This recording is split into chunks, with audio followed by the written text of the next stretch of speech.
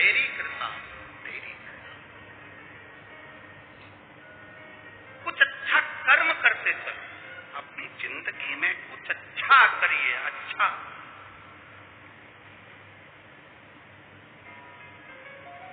भूखे को भोजन कराना, प्यासे को पानी पिलाना, किसी के दुख में कभी खड़े हो जाना, किसी की तकलीफ में आकर खड़े हो जाना, ये जीवन का एक आनंद है, जीवन का एक सुख है।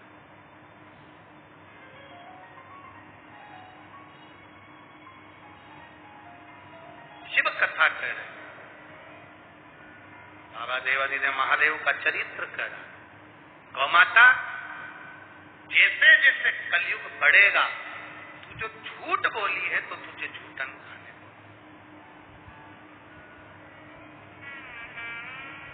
हमारे कर्म का भोग हमको भोगना पड़ता है, कभी सुख कभी दुख, ये सब चलते रहते हैं, निरंतर आते रहते हैं, उसमें हम अपने कर्मों को भोग रहे हैं। अपने अपने कर्म का भोग हम भोग रहे हैं।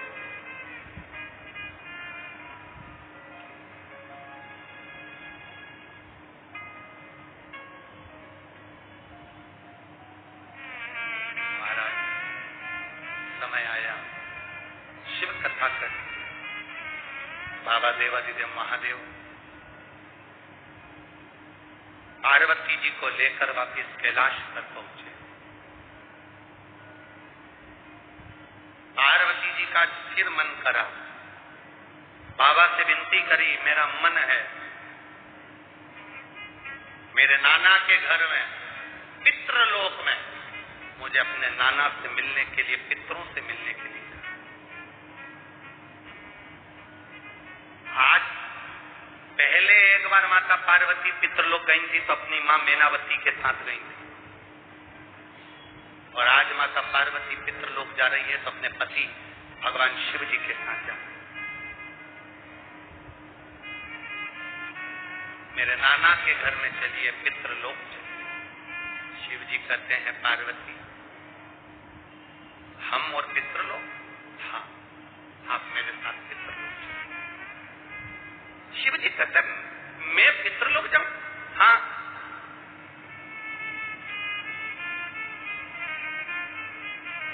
मुझे मेरे नाना जी की याद आ रही है, चलो मेरे साथ। देवादिदेव महादेव ने पार्वती जी का कहना माना, शंकर भगवान पितृलोक की ओर जाने लगे। पितृलोक की ओर शंकर पार्वती जैसे ही कदम बढ़ाकर पितृलोक की दिशा की ओर, दक्षिण दिशा की ओर जैसे ही जाने लगे, शंकर भगवान ने जैसे ही दक्षिण का मुख कर कर दक्षिण दिशा की ओर जा रहे, दक्षिण की ओर जा रहे। शिव जी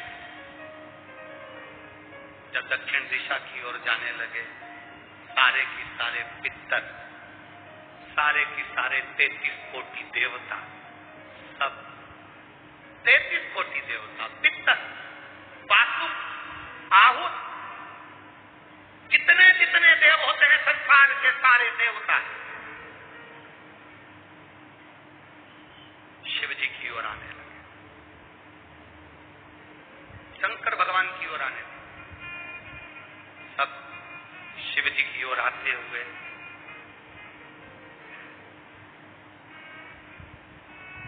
जो देखा, देखते से ही माता पार्वती आश्चर्य में पड़ गई। बहुत समझने वाली कथा है। शायद हमने भी अपनी जिंदगी में पहली बार इस संवाद को बांटा है, और जितने आस्था चैनल पर कथा सुन रहे हैं और जितने मोबाइल पर और जितने कौड़िया गांव में सुन रहे हैं, इस संवाद को पहली बार आप लोग भी सुन रहे हैं, पहली बार।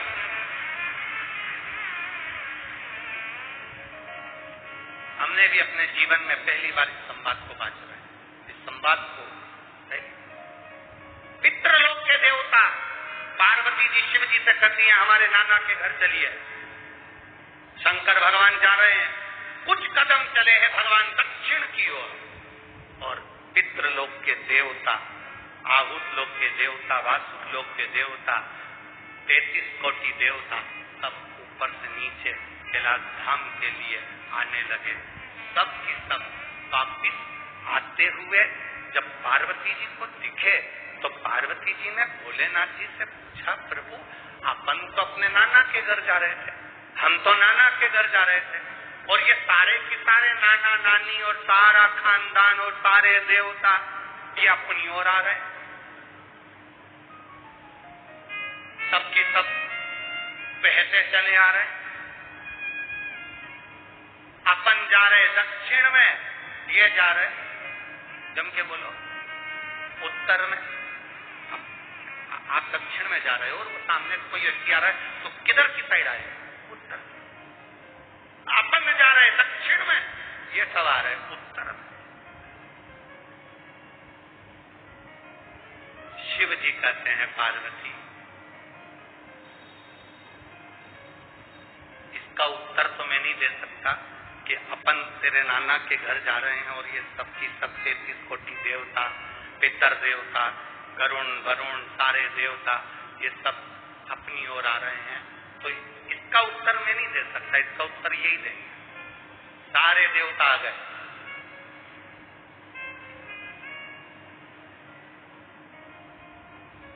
सब के सब शंकर जी की ओर जा रहे हैं। शंकर जी जाते हुए दिख रहे हैं, शंकर जी जाते हुए दिख रहे हैं दक्षिण की ओर, और ये सब उत्तर की ओर। शिव जी ने देखा कि ये लोग तो रुके ही नहीं है। भोलेनाथ डमरू खड़का है, जो डमरू खड़का है शिव जी ने अपना मुख उत्तर का करा, देवताओं ने अपना मुख दक्षिण का करा। शंकर जी ने पार्वती के सम्मुख में पूछ लिया, आप कहाँ जा रहे हो? पार्वती तो मुझे नाना के घर पितृलोक लेकर जा रही है, देवलोक लेकर जा रही है, और आप यहाँ कैलाश धाम पर आप मेरे पास में आ रहे हो, कहाँ जा रहे हो? पितरों ने हाथ जोड़कर कहा, हाथ जोड़कर पितर कहते हैं,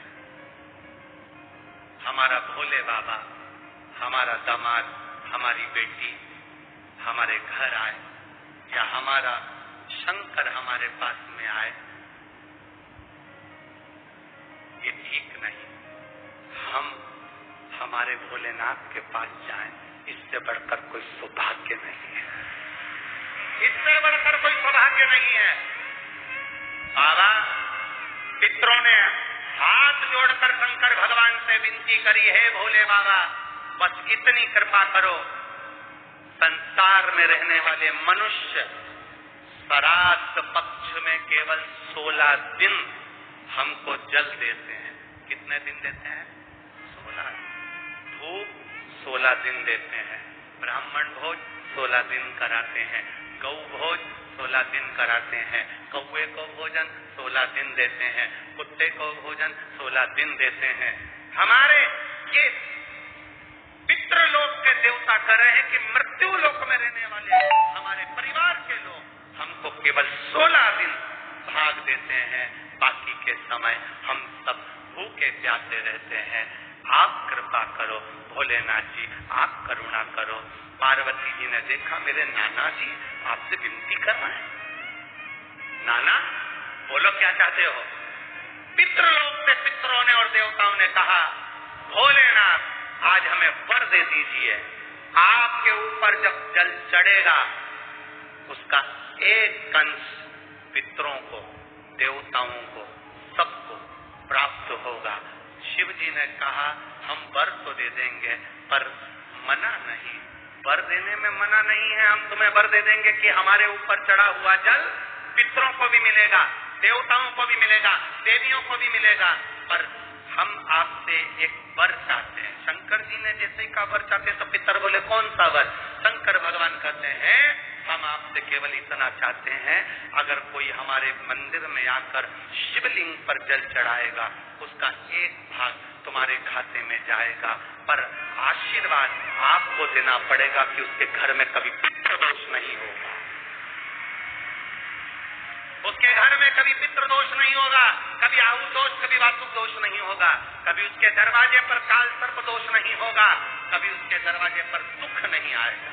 पितरों ने वचन दे दिया, जो शंकर जी पे जल चढ़ाएगा, पितर कहते हैं अपनी बेटी पार्वती को देखकर, अपनी नातिन को देखकर, हम उनके घर से कभी भी दुख नहीं देंगे, हम उसको झोलियां खुशियों से भर देंगे। हम वो इसीलिए शंकर जी को जो जल चढ़ता है तो जलाधारी का मुख कहाँ का होता है? जम के बोलो, उत्तर की ओर हो। जलाधारी का मुख कहाँ होता है? उत्तर की। हमारा शिव पुराण कहता है, शिव तत्व कहता है, आप चारों तरफ से जल चढ़ाओ, मना नहीं है, पर कभी मौका मिल जाए आपको, और जैसे ये शिवलिंग है, ये जलाधारी है पानी बहने की, यहाँ से पानी बहता है, ये शिवलिंग है। जब तुम्हें कोई बहुत जरूरी बात कहना हो, कभी कोई बहुत जरूरी है और तुम्हारे जीवन में बहुत जरूरी है वो बात कहना, तो तुम बाबा अगर नहीं सुन रहा हो तो जैसे ये जलाधारी में पानी इधर से बहता है, तुम इधर बैठो। कहाँ बैठोगी? इधर, दक्षिण में। जलाधारी का मुंह कहाँ होता है? उत्तर में। आप यहाँ बैठो और यहाँ बैठकर बाबा की पूजन करो, यहाँ बैठकर जल चढ़ाओ। वो पानी यहाँ जब बहकर, तुम यहाँ बैठकर जब जल चढ़ाओगी, दक्षिण में बैठकर उत्तर की ओर मुंह कर जब जल चढ़ाओगी और उत्तर में ही पानी बहकर जाएगा, तो तुम्हारे को रिजल्ट जल्दी आएगा। ये निश्चित है, आपका फल आपको मिलेगा। सब तो होगा।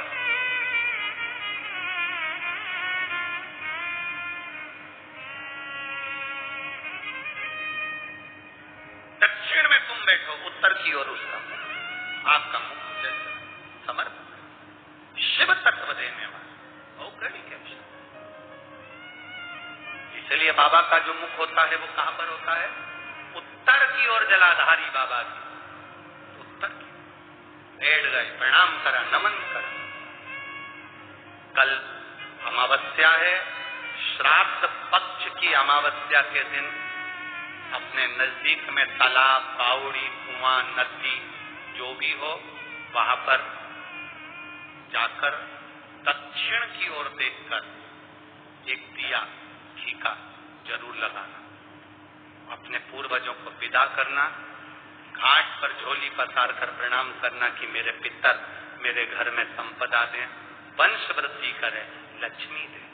अपने नजदीक में जो नदी हो, तालाब हो, बावड़ी हो, कुआं हो, उसके घाट पर एक दिया घी का जरूर लगाना। श्राद्ध पक्ष की अमावस्या है, बड़े भाव से आप दीपदान भी करें, उसका फल मिले। पिछले साल करा था, अरे बोलो तो जम के करा था ना, करना चाहिए।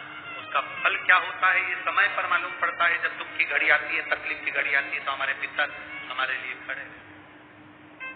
भगवान शिव के आगे वर्णन आया, 12 ज्योतिर्लिंग का स्मरण कराया। 12 ज्योतिर्लिंग में जो पावन चरित्र सुनाया है श्री सोमनाथ जी का, चंद्र को काया का रोग हुआ और भगवान शंकर की पूजन कर कर काया के रोग से मुक्त हुआ। अहमदाबाद में जो कथा होगी 26 तारीख से, वो चंद्र शिव महापुराण की कथा। चर्म रोग, दाग, खाज, खुजली, कैंसर, टीबी, श्वास, फेफड़ों का रोग, चलने में दम भराना, सांस फूल जाना, बात करने में दम भरा जाना, थोड़ी सी दूर चलने पर हांफड़ी भरा जाना, ये जिन जिन को जो जो बीमारी है, हाथ में कंपन आना, थोड़ी थोड़ी देर में हाथ पैर कांपना, या सिर के पीछे का हिस्सा दुखना, जिन जिन को, या कमर में कहीं गैप आ जाता है, हड्डी में कहीं गैप आ जाता है, उनको अहमदाबाद की जो कथा रहेगी 7 दिन की 26 तारीख से, वो कथा 7 दिन की पूरी सुनना। उसमें जो जो 3-4 उपाय उसमें जो बताए जाएंगे, उसको अपनी जिंदगी में धारण करना।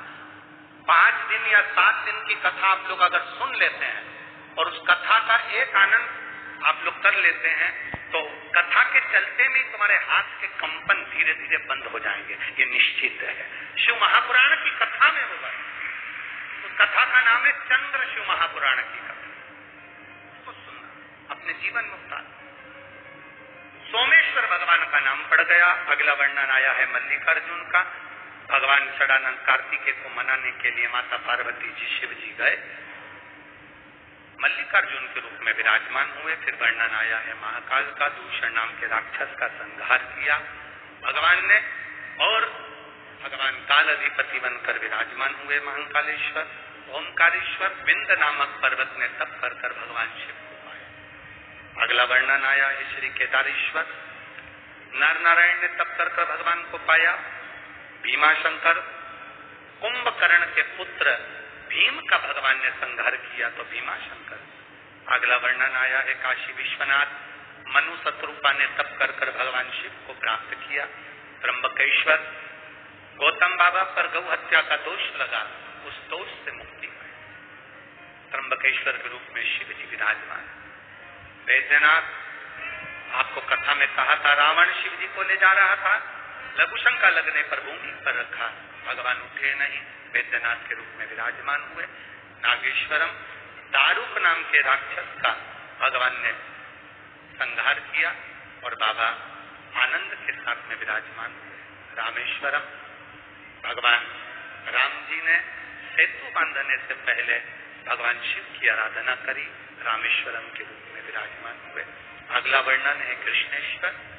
सुधर्म नाम के ब्राह्मण की 2 धर्मपत्नी थी, सुदेहा, घूष्मा। घूष्मा के बेटे को भगवान ने वापिस जीवित करा, उनका नाम कृष्णेश्वर पड़ा। ऐसे 12 ज्योतिर्लिंग का चरित्र देवादिदेव महादेव श्रवण करते हैं, सिर पे से बेलपत्र उठाकर शिव पोथी को समर्पित करते हैं। तुमरुका जी से कहते हैं, तुमरुका जी, ये पवित्र शिव महापुराण की कथा जो जीव श्रवण करते हैं वो अपने पूर्वजों को पार लगाकर स्वयं पार उतरते हैं। ये शिव महापुराण की कथा नहीं, हमारे जीवन में हमारे देवादिदेव महादेव से अपने मन की बात कहने का एक बिंदु है। छत्तीसगढ़ की पावन पुनित भूमि सहस्त्रेश्वर शिवलिंग का ये पवित्र भूमि शिवधाम कोड़िया, जहाँ पर श्रीमती जानकी प्रदीप जी साहू, श्रीमती सरोज काशीनाथ साहू परिवार द्वारा ये पवित्र शिव